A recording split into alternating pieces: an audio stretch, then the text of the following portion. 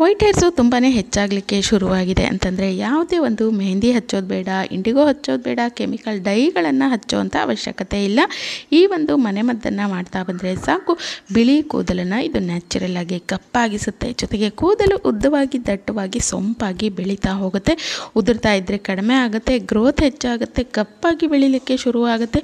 ಮಧ್ಯದಲ್ಲಿ ಕಟ್ಟಾಗುವಂಥದ್ದು ಅಥವಾ ಸೀಳು ಕೂದಲಾಗುವಂಥದ್ದು, ಹೊಟ್ಟು, ಈ ರೀತಿ ಎಲ್ಲ ರೀತಿಯ ಕೂದಲಿನ ಸಮಸ್ಯೆಗಳನ್ನು ಕೂಡ ನಿವಾರಣೆ ಮಾಡ್ಕೊಳ್ಳೋದಕ್ಕೆ ಹೆಲ್ಪ್ ಆಗುತ್ತೆ. ಜೊತೆಗೆ ನೀವು ಇಲ್ಲಿ ₹1 ಖರ್ಚನ್ನು ಮಾಡುವಂಥ ಅವಶ್ಯಕತೆ ಇಲ್ಲ. ಮನೆಯಲ್ಲೇ ಸಿಗುವಂಥ ಪದಾರ್ಥಗಳಿಂದ ಈ ಒಂದು ರೆಮಿಡಿನ ರೆಡಿ ಮಾಡಿಕೊಂಡು ನಿಮ್ಮ ಕೂದಲಿನ ಅನೇಕ ರೀತಿಯ ಸಮಸ್ಯೆಗಳಿಗೆ ಒಂದು ಒಳ್ಳೆ ಮನೆಮದ್ದನ್ನು ರೆಡಿ ಮಾಡ್ಕೊಳ್ಬೋದು. ಯಾವ ರೀತಿ ಮಾಡ್ಕೊಳ್ಳೋದು ಅಂತೇಳಿ ನೋಡ್ಕೊಳ್ಳೋಣ. ಅದಕ್ಕೂ ಮುಂಚೆ ವಿಡಿಯೋ ಇಷ್ಟ ಆಯಿತು ಅಂದರೆ ಲೈಕ್ ಮಾಡಿ, ಹಾಗೆ ಸಬ್ಸ್ಕ್ರೈಬ್ ಆಗ್ದೇ ನೋಡ್ತಾ ಇದ್ದರೆ ಈಗಲೇ ಸಬ್ಸ್ಕ್ರೈಬ್ ಕೂಡ ಮಾಡ್ಕೊಳ್ಳಿ.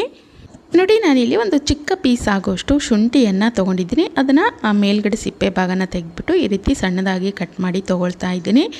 ಇದು ಹೇರ್ ಗ್ರೋತನ್ನು ಹೆಚ್ಚಿಸಲಿಕ್ಕೆ ಹೆಲ್ಪ್ ಆಗುತ್ತೆ, ಡ್ಯಾಮೇಜ್ ಆಗೋದನ್ನು ತಡೆಗಟ್ಟುತ್ತೆ, ಹೊಟ್ಟನ್ನು ಕಡಿಮೆ ಮಾಡುತ್ತೆ. ಜೊತೆಗೆ ನಮ್ಮ ಸ್ಕ್ಯಾಲ್ಫಲ್ಲಿ ಬ್ಲಡ್ ಸರ್ಕ್ಯುಲೇಷನನ್ನು ಇಂಪ್ರೂವ್ ಮಾಡಿ ಉದುರೋದನ್ನು ಕಡಿಮೆ ಮಾಡಲಿಕ್ಕೆ ಹೆಲ್ಪ್ ಆಗ್ತಾ ಹೋಗುತ್ತೆ. ಆನಂತರ ನಾನಿಲ್ಲಿ ಈ ರೀತಿ ಚಿಕ್ಕ ಈರುಳ್ಳಿ ಬರುತ್ತಲ್ಲ, ಸಾಂಬಾರು ಈರುಳ್ಳಿ ಅಂತ ಹೇಳಿ ಕರೀತಾರೆ, ಈ ಒಂದು ಚಿಕ್ಕ ಈರುಳ್ಳಿಯನ್ನು ನಾನಿಲ್ಲಿ ತೊಗೊಂಡಿದ್ದೀನಿ.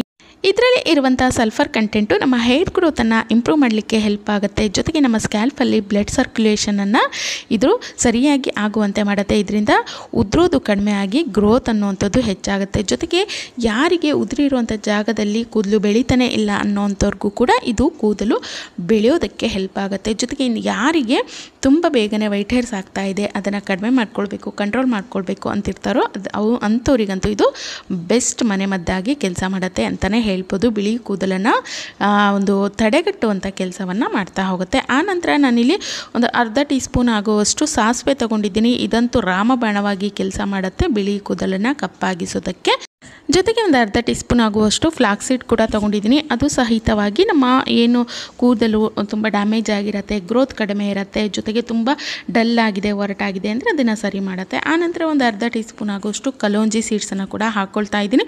ಇದಂತೂ ನಮ್ಮ ಕೂದಲಿನಲ್ಲಿ ಒಂದು ಮೆಲಾನಿನ್ ಪ್ರೊಡಕ್ಷನನ್ನು ಹೆಚ್ಚು ಮಾಡೋದ್ರಿಂದ ಏನು ವೈಟ್ ಆಗ್ತಾ ಇರುತ್ತೆ ಅದು ಕಪ್ಪಾಗಲಿಕ್ಕೆ ಶುರುವಾಗುತ್ತೆ. ಇನ್ನು ಬೆಳೆಯುವಂಥದ್ದು ಕೂಡ ಕಪ್ಪಾಗಿಯೇ ಬೆಳೀತಾ ಹೋಗುತ್ತೆ ಅಂತಲೇ ಹೇಳ್ಬೋದು. ಖಂಡಿತವಾಗ್ಲೂ ಈ ಒಂದು ಮನೆಮದ್ದನ್ನು ನೀವು ಕೂಡ ಟ್ರೈ ಮಾಡಿ ನೋಡಿ, ಸೂಪರ್ ಆಗಿರುವಂಥ ರಿಸಲ್ಟನ್ನು ನೀಡುತ್ತೆ. ಇನ್ನು ನಾನು ತೊಗೊಂಡಿರುವಂಥ ಎಲ್ಲ ಪದಾರ್ಥಗಳನ್ನು ಒಂದು ಮಿಕ್ಸಿ ಜಾರಿಗೆ ನಾನಿಲ್ಲಿ ಹಾಕ್ಕೊಳ್ತಾ ಇದ್ದೀನಿ. ಈರುಳ್ಳಿ ಆಗಿರ್ಬೋದು, ಶುಂಠಿ ಆಗಿರ್ಬೋದು, ಜೊತೆಗೆ ಫ್ಲಾಕ್ಸ್ ಸೀಡು, ಕಪ್ಪು ಜೀರಿಗೆ ಅಥವಾ ಕಲೋಂಜಿ ಸೀಡ್ಸು, ಆನಂತರ ನಾನು ತೊಗೊಂಡಿರುವಂಥ ಸಾಸಿವೆ, ಇದಷ್ಟನ್ನು ಹಾಕ್ಕೊಳ್ತಾ ಇದ್ದೀನಿ. ಇನ್ನು ಇದರೊಟ್ಟಿಗೆ ನಾನಿಲ್ಲಿ ತೊಗೊಳ್ತಾ ಇದ್ದೀನಿ 1 ಟೀ ಸ್ಪೂನ್ ಆಗೋಷ್ಟು ಮೆಂತ್ಯ ಕಾಳನ್ನು ನಾನಿಲ್ಲಿ ಒಂದು 3 ಗಂಟೆಗಳ ಕಾಲ ನೆನೆಸಿಟ್ಕೊಂಡಿದ್ದೆ. ಅದರಲ್ಲಿ ಸ್ವಲ್ಪ ನೀರು ಕೂಡ ಹಾಕಿದ್ನಲ್ಲ, ಆ ನೀರನ್ನು ಕೂಡ ಸೇರಿಸ್ಕೊಳ್ತಾ ಇದ್ದೀನಿ.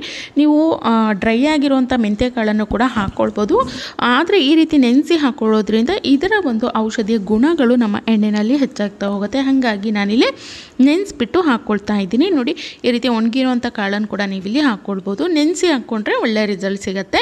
ಗ್ರೋತನ್ನು ಹೆಚ್ಚಿಸುತ್ತೆ, ಉದುರೋದನ್ನು ಕಡಿಮೆ ಮಾಡುತ್ತೆ, ಹೊಟ್ಟನ್ನು ಕಡಿಮೆ ಮಾಡುತ್ತೆ. ಇನ್ನು ಬಿಳಿ ಕೂದಲು ತುಂಬ ಏಜ್ಗೆ ಮುಂಚೆನೇ ಆಗ್ತಾ ಇದೆ ಅಂದರೆ ಅದನ್ನು ತಡೆಗಟ್ಟಿಕೊಳ್ಳೋದಕ್ಕೆ ಸೂಪರಾಗಿ ವರ್ಕ್ ಆಗುತ್ತೆ. ಖಂಡಿತವಾಗ್ಲೂ ಮೆಂತ್ಯ ಕಾಳನ್ನು ಕೂಡ ನಿಮ್ಮ ರೆಗ್ಯುಲರ್ ಆಗಿ ಮಾಡುವಂಥ ಯಾವುದೇ ಒಂದು ಎಣ್ಣೆ, ಹೇರ್ ಮಾಸ್ಕ್ ಎಲ್ಲದರಲ್ಲೂ ಬಳಸ್ಕೊಳ್ಳಿ, ಒಳ್ಳೆಯ ರಿಸಲ್ಟನ್ನು ನೀಡುತ್ತೆ. ಜೊತೆಗೆ ಗ್ರೋತನ್ನು ಕೂಡ ಹೆಚ್ಚಿಸ್ಕೊಳ್ಳೋದಕ್ಕೆ ಹೆಲ್ಪ್ ಆಗುತ್ತೆ. ಇನ್ನು ನೀರೇನು ಹಾಕಬಾರ್ದು, ಹಾಗೆ ಡ್ರೈ ಆಗಿನೇ, ಅಂದರೆ ನಾವು ಮೆಂತ್ಯ ಕಾಳಿನ ಒಂದು 2 ಟೀ ಸ್ಪೂನಷ್ಟು ನೀರು ಹಾಕಿದ್ವಲ್ಲ, ಅದಷ್ಟೇ ನೀರು ಸಾಕಾಗತ್ತೆ. ಅಷ್ಟನ್ನು ಹಾಕಿಬಿಟ್ಟು ಈ ರೀತಿ ಡ್ರೈ ಆಗಿನೇ ನಾವಿಲ್ಲಿ ಇದನ್ನು ಮಿಕ್ಸಿ ಮಾಡ್ಕೊಳ್ಬೇಕು. ಆನಂತರ ಇದನ್ನು ನಾನಿಲ್ಲಿ ಒಂದು ಬೌಲಿಗೆ ಹಾಕ್ಕೊಳ್ತಾ ಇದ್ದೀನಿ. ನೀವು ಬೇಕಿತ್ತು ಅಂದರೆ ಜಾಸ್ತಿ ಪ್ರಮಾಣದಲ್ಲಿ ಮಾಡ್ಕೊಳ್ತೀವಿ ಅಂದರೆ ಒಂದು ದೊಡ್ಡ ಪಾತ್ರೆಯಲ್ಲಿ ಮಾಡ್ಕೊಳ್ಬೋದು. ನಾನಿಲ್ಲಿ ಕಡಿಮೆ ಪ್ರಮಾಣದಲ್ಲಿ ಅಂದರೆ ಒಮ್ಮೆ ಅಥವಾ 2 ಬಾರಿಗೆ ಆಗುವಷ್ಟು ಎಣ್ಣೆಯನ್ನು ಮಾಡ್ಕೊಳ್ತಾ ಇದ್ದೀನಿ. ಹಾಗಾಗಿ ಚಿಕ್ಕ ಬೌಲಲ್ಲಿ ಮಾಡ್ಕೊಳ್ತಾ ಇದ್ದೀನಿ. ಈ ಒಂದು ಮಿಶ್ರಣವನ್ನು ಹಾಕಾದ್ಮೇಲೆ ನಾನಿಲ್ಲಿ ಕೊಬ್ಬರಿ ಎಣ್ಣೆಯನ್ನು ಸೇರಿಸ್ಕೊಳ್ತಾ ಇದ್ದೀನಿ. ಅಥವಾ ನಾವು ಹರಳೆಣ್ಣೆ ಬಳಸ್ತೀವಿ, ಸಾಸಿವೆ ಎಣ್ಣೆ, ಎಳ್ಳೆಣ್ಣೆ, ಇದನ್ನು ಮಾತ್ರ ತಲೆಗೆ ಬಳಸ್ತೀವಿ ಅಂದರೆ ಆ ಎಣ್ಣೆಯನ್ನು ನೀವಿಲ್ಲಿ ಹಾಕ್ಕೊಳ್ಬೋದು. ಅಥವಾ ಕೊಬ್ಬರಿ ಎಣ್ಣೆ ಇದೆ ಅಂದರೆ ಅದನ್ನು ನೀವಿಲ್ಲಿ ಹಾಕ್ಕೊಳ್ಬೋದು. ಸ್ವಲ್ಪ ಪ್ರಮಾಣದಲ್ಲಿ ಅಂದರೆ ಒಂದು ಅರ್ಧ ಕಪ್ ಆಗುವಷ್ಟು, ಅರ್ಧ ಬಟ್ಲಾಗುವಷ್ಟು ಎಣ್ಣೆಯನ್ನು ನಾನಿಲ್ಲಿ ಹಾಕ್ಕೊಂಡಿದ್ದೀನಿ. ಈ ಒಂದು ಮಿಶ್ರಣವನ್ನು ಚೆನ್ನಾಗಿ ಒಮ್ಮೆ ಮಿಕ್ಸ್ ಮಾಡ್ಕೊಳ್ಬೇಕು. ಎಣ್ಣೆಯೊಟ್ಟಿಗೆ ಈ ಒಂದು ಮಿಶ್ರಣವನ್ನು ಚೆನ್ನಾಗಿ ಈ ರೀತಿಯಾಗಿ ಮಿಕ್ಸ್ ಮಾಡ್ಕೊಳ್ಳಿ. ಆನಂತರ ಫ್ಲೇಮನ್ನು ಲೋ ಫ್ಲೇಮಲ್ಲೇ ಇಟ್ಕೋಬೇಕು, ಹೈ ಫ್ಲೇಮಲ್ಲೂ ಬೇಡ. ಲೋ ಫ್ಲೇಮಲ್ಲಿ ಇಟ್ಕೊಂಡು ಇದನ್ನು ನಾವು ಒಂದು 7 ರಿಂದ 8 ನಿಮಿಷಗಳವರೆಗೆ ಚೆನ್ನಾಗಿ ಇದೇ ರೀತಿಯಾಗಿ ಕಾಯಿಸ್ಕೊಳ್ಬೇಕು. ನಾವು ಹಾಕಿರುವಂಥ ಎಲ್ಲ ಪದಾರ್ಥಗಳು ಚೆನ್ನಾಗಿ ಎಣ್ಣೆಯಲ್ಲಿ ಬಿಸಿಯಾಗಿ ಅದರ ಒಂದು ಉತ್ತಮ ಗುಣಗಳು, ಔಷಧಿ ಗುಣಗಳು ಎಣ್ಣೆಯಲ್ಲಿ ಬಿಟ್ಕೊಳ್ಬೇಕು. ಅಲ್ಲಿವರೆಗೂ ಇದೇ ರೀತಿಯಾಗಿ ಕುದಿಸ್ಕೊಳ್ಳಿ. ನೋಡಿ, ಈ ರೀತಿ ಕುದೀತಾ ಇದು ಈ ರೀತಿ ನೊರೆ ಬರಲಿಕ್ಕೆ ಶುರುವಾಗುತ್ತೆ. ಚೆನ್ನಾಗಿ ಕಾಯಿಸ್ಕೊಳ್ಳಿ, ಕೈಯಾಡಿಸ್ತಾನೆ ಇರಬೇಕು, ಇಲ್ಲ ತಳ ಹಿಡಿದ್ಬಿಡುತ್ತೆ. ಇನ್ನು ಯಾರಿಗೆ ನಮ್ಮ ಹೇರು ತುಂಬ ಡ್ಯಾಮೇಜ್ ಆಗಿದೆ, ಡಲ್ ಆಗಿದೆ, ಒರಟಾಗಿದೆ, ನಿರ್ಜೀವ ಆಗಿದೆ, ಜೊತೆಗೆ ಗ್ರೋತ್ ಆಗ್ತಾ ಇಲ್ಲ, ತುಂಬ ಉದುರ್ತಾ ಇದೆ, ಅಥವಾ ಉದುರಿರೋಂಥ ಜಾಗದಲ್ಲಿ ಮತ್ತೆ ಕೂದಲು ಬೆಳವಣಿಗೆನೇ ಆಗ್ತಾ ಇಲ್ಲ, ಬೊಕ್ಕ ತಲೆ ಆಗ್ತಾ ಇದೆ, ಅಥವಾ ನಮಗೆ ತುಂಬ ಬಿಳಿ ಕೂದಲಿನ ಸಮಸ್ಯೆ ಹೆಚ್ಚಾಗಿ ಕಾಡಲಿಕ್ಕೆ ಶುರುವಾಗಿದೆ, ಒಂದು ಏಜಿಗೂ ಮುಂಚೆನೇ ಬಿಳಿ ಕೂದಲಾಗ್ತಾ ಇದೆ, ಡೈ ಎಲ್ಲ ಹಚ್ಕೊಳ್ಳೋದಕ್ಕೆ ಇಷ್ಟ ಇಲ್ಲ ಅಂದರೆ ಖಂಡಿತವಾಗ್ಲೂ ಈ ಒಂದು ಆಯಿಲನ್ನು ಮಾಡಿ ನೀವು ವಾರದಲ್ಲಿ 2ರಿಂದ 3 ಬಾರಿ ಹಚ್ಚುತ್ತಾ ಬನ್ನಿ. ಯಾವುದೇ ರೀತಿಯ ಕೂದಲಿನ ಸಮಸ್ಯೆಗಳಿದ್ದರೂ ಕೂಡ ಫಾಸ್ಟಾಗಿ ಕಡಿಮೆ ಆಗಲಿಕ್ಕೆ ಶುರುವಾಗುತ್ತೆ. ಜೊತೆಗೆ ನಿಮಗೆ ಅನಿಸುತ್ತೆ ಹೇರ್ ಗ್ರೋತ್ ಅನ್ನೋವಂಥದ್ದು ಎಷ್ಟು ಫಾಸ್ಟಾಗಿ ಆಗ್ತಾ ಇದೆ ಅಂತಂದರೆ ನೀವು ನಂಬೋದಕ್ಕೂ ಕೂಡ ಸಾಧ್ಯ ಇಲ್ಲ, ಅಷ್ಟು ಒಂದು ಫಾಸ್ಟಾಗಿ ನಿಮ್ಮ ಹೇರ್ ಗ್ರೋತ್ ಅನ್ನೋವಂಥದ್ದು ಆಗಲಿಕ್ಕೆ ಶುರುವಾಗುತ್ತೆ. ನೋಡಿ, ಈ ರೀತಿ ಚೆನ್ನಾಗಿ ಇದು ಎಣ್ಣೆಯಲ್ಲಿ ಕುದ್ದು ಈ ರೀತಿ ನೊರೆ ಬರಲಿಕ್ಕೆ ಶುರುವಾಗುತ್ತೆ. ಈ ನೊರೆ ಎಲ್ಲ ಕಂಪ್ಲೀಟಾಗಿ ಸ್ಟಾಪ್ ಆಗಿದೆ ಅನ್ನೋಂಥ ಸಮಯದಲ್ಲಿ ನೀವು ನೋಡಿ, ಈ ರೀತಿ ಎಣ್ಣೆಯ ಕಲರ್ ಕೂಡ ಚೇಂಜ್ ಆಗಲಿಕ್ಕೆ ಶುರುವಾಗುತ್ತೆ. ಅಂಥ ಸಮಯದಲ್ಲಿ ಗ್ಯಾಸನ್ನು ಆಫ್ ಮಾಡಿಕೊಂಡು ಇದು ಕಂಪ್ಲೀಟಾಗಿ ತಣ್ಣಗಾಗಬೇಕು. ತಣ್ಣಗಾದ್ಮೇಲೆ ಈ ರೀತಿ ಶೋಧಿಸ್ಕೊಳ್ಳಿ.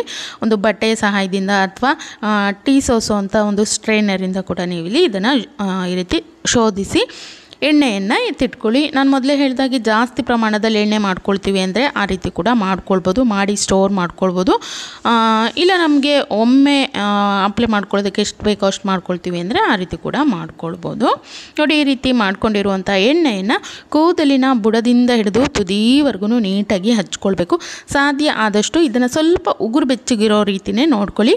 ಅಂದರೆ ನೀವು ಅಪ್ಲೈ ಮಾಡುವಂಥ ಸಮಯದಲ್ಲಿ ಉಗುರು ಬೆಚ್ಚಗೆ ಮಾಡಿಕೊಂಡು ಈ ಒಂದು ಎಣ್ಣೆಯನ್ನು ಹಚ್ಚಿ ಈ ರೀತಿ ಚೆನ್ನಾಗಿ ಮಸಾಜ್ ಮಾಡಿಕೊಂಡು ಒಂದು 2-3 ಗಂಟೆ ಹಾಗೇ ಬಿಟ್ಕೊಳ್ಳಿ. ಅಥವಾ ಸಮಯ ಇದೆ ಅಂದರೆ ಒಂದಿನ ಹಾಗೆ ಬಿಟ್ಬಿಟ್ಟು ನಂತರ ಹೇರ್ ವಾಶ್ ಮಾಡಿ ಅದ್ಭುತವಾದಂಥ ರಿಸಲ್ಟನ್ನು ನೀಡುತ್ತೆ. ಯಾವುದೇ ಒಂದು ಹೇರ್ ಕಲರ್, ಹೇರ್ ಡೈನ ಅವಶ್ಯಕತೆ ಇಲ್ಲ. ಕಂಪ್ಲೀಟಾಗಿ ನಿಮ್ಮ ಕೂದಲು ಏನಿರುತ್ತೆ ಕಪ್ಪಾಗಲಿಕ್ಕೆ ಶುರುವಾಗುತ್ತೆ. ಇನ್ನು ಹೊಸದಾಗಿ ಬೆಳೆಯುವಂಥದ್ದು ಕೂಡ ಕಪ್ಪಾಗಿಯೇ ಬೆಳೀತಾ ಬರುತ್ತೆ. ಮಕ್ಕಳಿಂದ ಹಿಡಿದು ವಯಸ್ಸಾದವ್ರಿಗೂ ಈ ಒಂದು ಎಣ್ಣೆಯನ್ನು ಹಚ್ಕೊಳ್ಬೋದು. ಯಾವುದೇ ರೀತಿಯ ಸೈಡ್ ಎಫೆಕ್ಟ್ಸು ಇದರಿಂದ ಇರೋದಿಲ್ಲ. ಖಂಡಿತವಾಗ್ಲೂ ನಾವು ರೆಗ್ಯುಲರಾಗಿ ತಲೆಗೆ ಎಣ್ಣೆ ಹಚ್ಚುತ್ತಾನೆ ಇರ್ತೀವಿ. ಅದರಲ್ಲಿ ಈ ರೀತಿಯಾಗಿ ಎಣ್ಣೆ ಮಾಡಿ ಹಚ್ಕೊಳ್ಳೋದ್ರಿಂದ ಇದರ ಉಪಯೋಗ ಹೆಚ್ಚು ಅಂತಲೇ ಹೇಳ್ಬೋದಲ್ವಾ. ಯಾವುದೇ ಒಂದು ಹೇರ್ ಡೈ ಅಥವಾ ಕೆಮಿಕಲ್ ಡೈಯನ್ನು ಹಚ್ಚಿ ಕೂದಲನ್ನು ಹಾಳು ಮಾಡ್ಕೊಳ್ಳೋದಕ್ಕಿಂತ ನ್ಯಾಚುರಲ್ ಆಗಿ ಅದರಲ್ಲೂ ಮನೆಯಲ್ಲೇ ಇರುವಂಥ ಪದಾರ್ಥಗಳಿಂದ ಈ ರೀತಿ ರೆಮಿಡಿಗಳನ್ನು ಮಾಡಿ ನಮ್ಮ ಕೂದಲಿಗೆ ಹಚ್ಕೊಳ್ಳೋದ್ರಿಂದ ಕೂದಲಿನ ಆರೈಕೆ ಕೂಡ ಹೆಚ್ಚಾಗ್ತಾ ಹೋಗುತ್ತೆ. ಯಾರಿಗೆ ಬೆಳವಣಿಗೆ ಇಲ್ಲ ಅಂತಿರ್ತಾರೋ ಅಂಥವ್ರಿಗೆ ಕೂದಲು ದುಪ್ಪಟ್ಟು ವೇಗವಾಗಿ ಬೆಳೀತಾ ಹೋಗುತ್ತೆ, ಉದ್ರೋದು ಕಡಿಮೆ ಆಗುತ್ತೆ, ಹೊಟ್ಟು ಕಡಿಮೆ ಆಗುತ್ತೆ. ಒಟ್ಟಾರೆಯಾಗಿ ಕೂದಲಿನ ಎಲ್ಲ ರೀತಿಯ ಸಮಸ್ಯೆಗಳನ್ನು ನಿವಾರಣೆ ಮಾಡ್ಕೊಳ್ಳೋದಕ್ಕೆ ಈ ಒಂದು ಆಯಿಲು ಬೆಸ್ಟಾಗಿ ಕೆಲಸ ಮಾಡುತ್ತೆ. ಖಂಡಿತವಾಗ್ಲೂ ಟ್ರೈ ಮಾಡಿ ನೋಡಿ. ವಾರದಲ್ಲಿ 2ರಿಂದ 3 ಬಾರಿ ಈ ಒಂದು ಎಣ್ಣೆಯನ್ನು ಹಚ್ಚಿ ನೋಡಿ. ಒಂದು ವಾರ ಅಥವಾ 15 ದಿನಗಳಲ್ಲಿ ಬೆಸ್ಟ್ ರಿಸಲ್ಟನ್ನು ನೀಡುತ್ತೆ. ಖಂಡಿತವಾಗ್ಲೂ ಈ ಒಂದು ಎಣ್ಣೆಯನ್ನು ಮರಿದೇನೆ ತಪ್ಪದೇನೆ ಹಚ್ಚುತ್ತಾ ಬನ್ನಿ, ಒಳ್ಳೆಯ ರಿಸಲ್ಟನ್ನು ನೀಡುತ್ತೆ. ಕೆಮಿಕಲ್ ಡೈ ಅಥವಾ ಕೆಮಿಕಲ್ ಪದಾರ್ಥಗಳನ್ನು ನಮ್ಮ ಕೂದಲಿಗೆ ಹೆಚ್ಚು ಬಳಸೋದ್ರಿಂದ ಅದರಿಂದ ಅಪಾಯ, ಜೊತೆಗೆ ಸೈಡ್ ಎಫೆಕ್ಟ್ಸು ಹೆಚ್ಚು ಅಂತಲೇ ಹೇಳ್ಬೋದು. ಖಂಡಿತವಾಗ್ಲೂ ಟ್ರೈ ಮಾಡಿ ನೋಡಿ. ಯಾವ ರೀತಿಯಾಗಿ ಬಂತು ಅಂತೇಳಿ ಕಮೆಂಟ್ ಮಾಡಿ ತಿಳಿಸಿ. ವಿಡಿಯೋ ಇಷ್ಟ ಆಗಿತ್ತು ಅಂದರೆ ಲೈಕ್ ಮಾಡಿ, ಶೇರ್ ಮಾಡಿ, ಹಾಗೆ ತಪ್ಪದೇನೆ ಸಬ್ಸ್ಕ್ರೈಬ್ ಕೂಡ ಮಾಡ್ಕೊಳ್ಳಿ. Thank you.